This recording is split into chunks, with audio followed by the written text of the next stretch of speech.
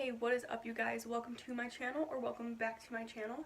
If you clicked on this video, then that maybe means that you are considering buying yourself a ball python, or maybe you just wanted to see my cute little guy while I talk about them.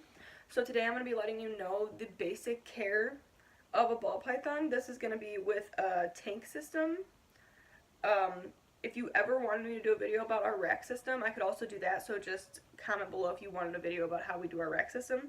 But this little guy, we keep him in a tank downstairs, kind of like a little display. So I'm just going to get into it about the basic care of how we keep him.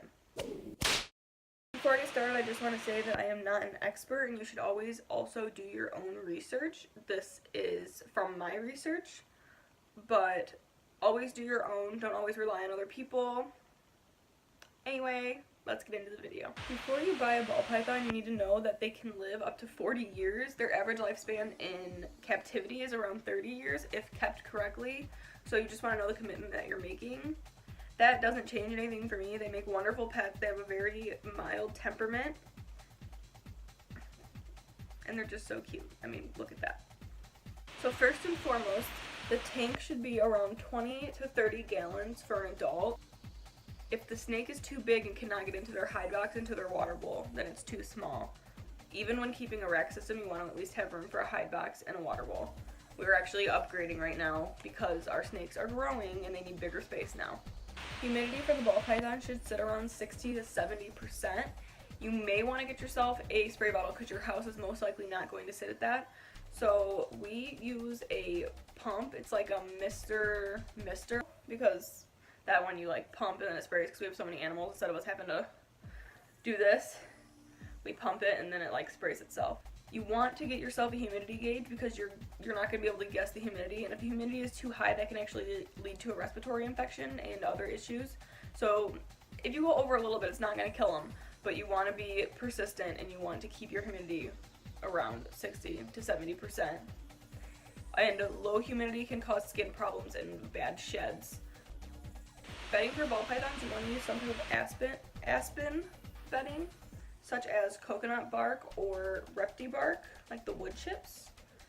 We find that the coconut fiber works better to hold the humidity pretty steadily. So we use the coconut. Go through your own trials, do it yourself, pick the one that you think is going to be best. There's no problem with switching.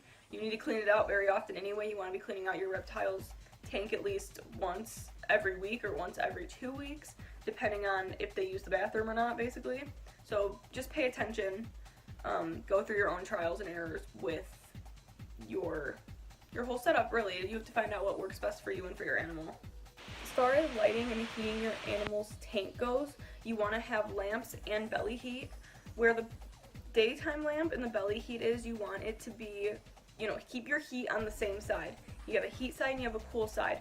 On the heated side, you want it to be around 95 degrees, and on the cool side, you don't want it to go below 78 degrees. So you're going to need to buy yourself some thermometers. What we would do is we just buy one digital thermometer, and we'll put it on one side of the tank. Once we get a, good temperature for that, then we would move it over to make sure that the other side is also good. We always keep it on the hot side though, because it's more important to make sure that your reptiles enclosure is not overheating rather than getting cool, because they'll stay on the warm side if it's too cold on the cold side, as long as it's not frying them, because they can fry. They don't know to move when it's getting too hot. So we use 60-watt bulbs to keep it at a good temperature. That's like 60 watt has worked for us so far. It doesn't usually go above or below as long as we're regulating it. And then along with the heat pad underneath for belly heat, which also helps them digest their food, so that you really want to have that. I will link down below, I think we use the ZooMed. So I'll link down below the heating pad we use also. It goes underneath the tank, and we have not had any issues with them. And we've been using these heating pads for almost a year now. So here's these, and then you also need to get yourself a matching light fixture. So you will buy a light fixture that goes to the bulb. You can go below, so if you wanted to buy a 100-watt light fixture, you can put a 60-watt bulb in it, but you can't buy a 100-watt light fixture and put a 150-watt bulb in it, because you're going to burst the bulb. We even bought, I believe I'll have to double check. I'll link below whichever ones we have. I believe the fixtures we have downstairs are 75-watt or 80-watt or something. and we kept putting those same light bulbs in them, and even the ones that matched the fixtures we had, those were bursting, so we had to go down to a 60 watt because it was generating too much power. You want to have a daytime lamp and a nighttime lamp that simulates day and night for your ball python. This little guy right here, out of the 5 ball pythons we have, is the only one who does it, so you never know. He likes to get in his water bowl and poop in it. So obviously to pay attention because you don't want him turning around and drinking his own poopy water.